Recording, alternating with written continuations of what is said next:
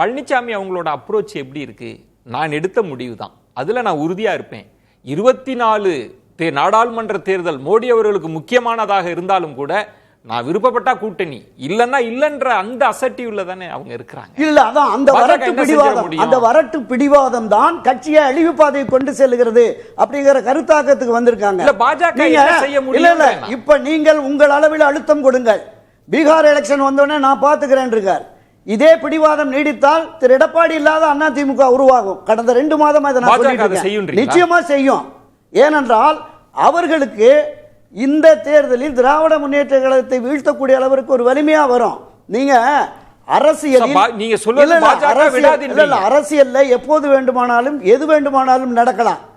இது நடக்கும் அது நடக்குங்கிற மாதிரி எல்லாம் ஒவ்வொரு இந்த அண்ணா திராவிட முன்னேற்ற கழகம் என்கிற முழு நிலவை கொஞ்சம் கொஞ்சமா தேய்ச்சு அமாவாசை இடத்துக்கு கொண்டு போயிட்டாரு குற்றச்சாட்டு. கட்சியை வழிநடத்துவதே அவருடைய மகனும் மைத்துனனும் வழிநடத்துறாங்கிறாரு. அப்ப நீங்க பாஜக விடாதுன்றீங்க. பீகார் தேர்தலுக்கு பாஜக பயன்படுத்துது அப்படின்ற பார்வையை மட்டும் பாக்குறீங்களே. பாஜகவுக்கு நான் பயன்படுறேன் ஏன் பார்க்க மாட்டீங்க?